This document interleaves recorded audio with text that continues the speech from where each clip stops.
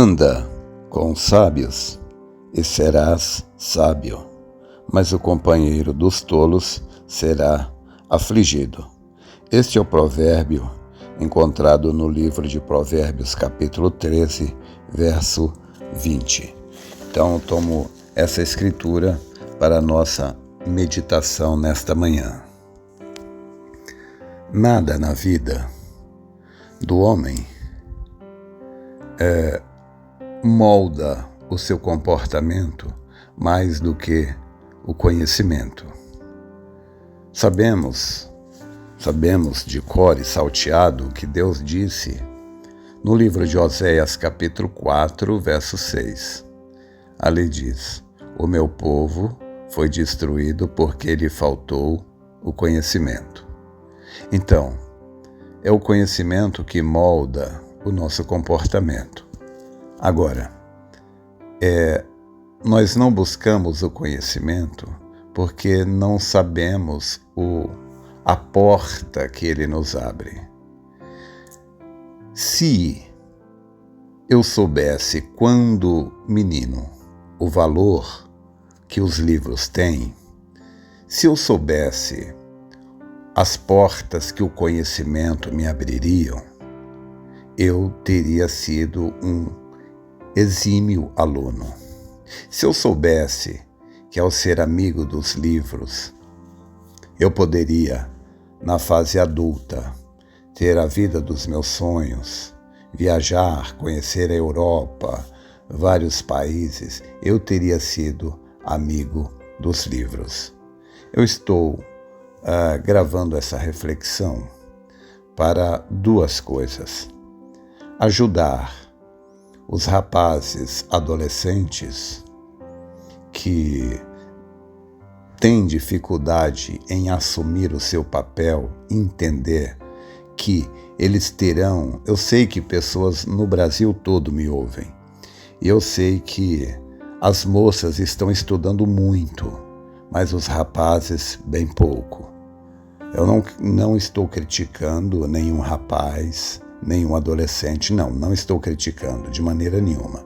Eu só quero conseguir te ajudar para que você possa entender que nada na vida pode moldar o seu comportamento, a sua atitude perante a vida, a sua postura e o que a vida lhe oferece.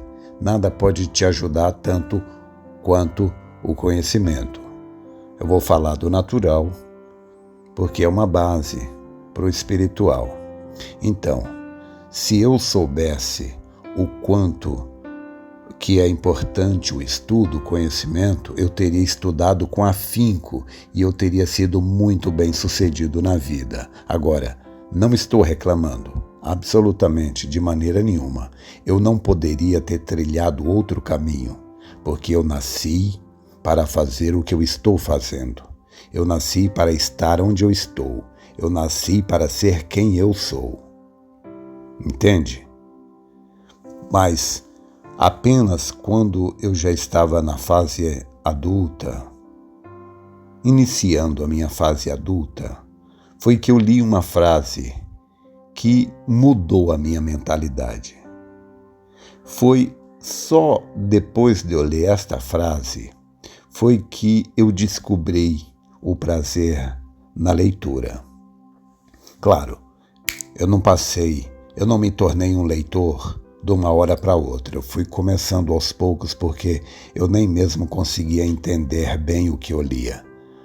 Então, a frase foi o seguinte: eu li uma frase que dizia: quem lê muito, sabe muito. Então, aquilo ali foi como um raio que me atingiu. Eu lembrei de que as pessoas que dominavam as rodas ali eram as pessoas que realmente encantavam. Todos os que estavam ali na roda ouvindo eram as pessoas que dominavam o conhecimento em alguma área. Quem tinha alguma coisa interessante para falar. É o que muitos rapazes às vezes não entendem. Às vezes eles querem conquistar uma moça, mas eles não sabem o que dizer. Claro que eles não sabem o que dizer, eles nunca aprenderam nada. Então, você só pode falar aquilo que você aprendeu. Então, quem lê muito, sabe muito. Quem lê pouco, sabe pouco. E claro, você é julgado por 3 coisas. A primeira delas é a sua aparência. Mas a aparência, uma embalagem que contém um produto ruim, aquela embalagem ali ela é valorizada só enquanto ela não é aberta e mostra o produto que tem lá. Se o produto que tiver lá dentro não presta, então não adianta a embalagem ser boa. Ninguém vai querer comprar aquele produto. É por isso que o ditado diz que um tolo se passa por sábio enquanto ele não abre a boca. Quando ele abre a boca, então é mostrada a sua estultícia, a sua estupidez, a sua tolice. Então, a primeira coisa pela qual as pessoas te julgam é só pela sua aparência. Então, não adianta só, porque hoje em dia o povo só cuida de aparência. É aparência, aparência, aparência, mas isso não engana por muito tempo, se você não tiver conteúdo. A segunda coisa pela qual as pessoas te julgam é pelo que você fala. E a terceira é como você fala. Então, às vezes também você pode ser uma surpresa agradável. Às vezes a pessoa te julga um tolo, mas quando você abre a boca, a pessoa se surpreende. Há muitos anos atrás, quando eu era jovem, eu morava em São Paulo ainda, era um rapaz solteiro, fui cortar o cabelo e o barbeiro fez uma bagaceira no meu cabelo. Eu reclamei, era óbvio. Logo que ele começou, eu vi que ele não tinha habilidade. Eu perguntei para ele, eu falei, você sabe cortar mesmo? E ele nem gostou da minha pergunta. Ele foi até um pouco mal educado. Ele poderia ter sido humilde. Mas quando ele cortou, ele fez uma bagaceira. Eu reclamei com ele e fui até, então, o superior viu e foi algum problema aí. Eu falei, olha o que ele fez no meu cabelo. Então, aquele superior brigou com ele, o que não teria acontecido se ele tivesse sido humilde, falasse que estava aprendendo. Então, o homem foi consertar o meu cabelo. E quando a gente começou a conversar, então ele falou, rapaz, você é inteligente. Bom, foi quando eu mais tive consciência que eu tenho cara de bobo. De fato, eu tenho cara de bobo, ou seja, em vez de eu ficar triste por ter cara de bobo, eu prefiro ficar feliz por não ser tão bobo quanto a minha cara mostra. Mas é isso daí. Então, a pessoa te julga primeiro pela sua aparência, pelo que você diz e como você diz aquilo que diz.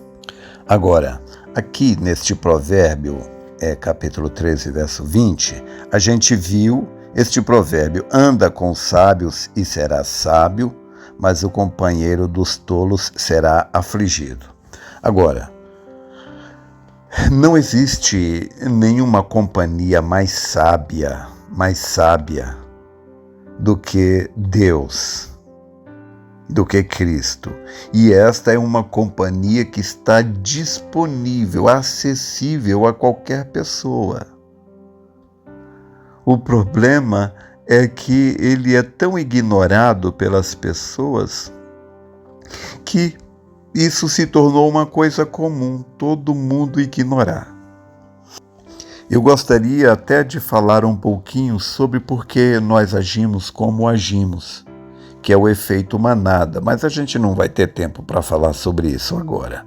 mas as pessoas elas replicam o comportamento umas das outras. As pessoas imitam umas às outras. Por isso, uma pessoa que é criada no meio de tolos, ela se torna um outro tolo. Uma pessoa que é criada no meio de sábios, ela se torna outro sábio. Por isso que normalmente filho de pobre é pobre, filho de rico é rico, filho de cristão é cristão, filho de mundano é mundano. Porque nós replicamos o comportamento uns dos outros. Então, esta grande riqueza, este ensinamento profundo aqui, que nós mesmos cristãos lemos, e muitas vezes nós não damos o devido reconhecimento a um verso tão simples da Bíblia. Tudo que eu estou querendo com essas reflexões é mostrar que a Bíblia é muito mais rica do que nós pensamos, supomos. Então, olha este verso: anda com os sábios e serás sábio, mas o companheiro dos tolos será afligido. Então, se você anda com Deus, com a sua palavra, isto moldará seu comportamento, isso moldará a sua maneira de ver o mundo, a vida. Você sabia que ninguém sabe? Você sabia que ninguém sabe como a vida realmente é? Claro que não, claro que não. Ninguém vê a vida exatamente igual. Então, talvez você nunca nem tenha pensado nisso. Mas claro, ninguém vê a vida exatamente igual. Eu vejo a vida de uma maneira, você vê a vida de outra maneira, por um outro ângulo, outra pessoa vê de outra maneira. Por que a discussão entre casais? Por que a discussão entre pais e filhos? Por que a discussão? Por causa da diferença de visão. Por que há briga no trânsito? Por quê? Por causa da diferença de visão. Ninguém vê o mundo como é. Então, ninguém sabe como a vida realmente é, mas tem uma pessoa que sabe. Tem uma pessoa que sabe tudo e que pode e deseja nos ajudar. Essa pessoa é Deus. E como eu sempre gosto de citar,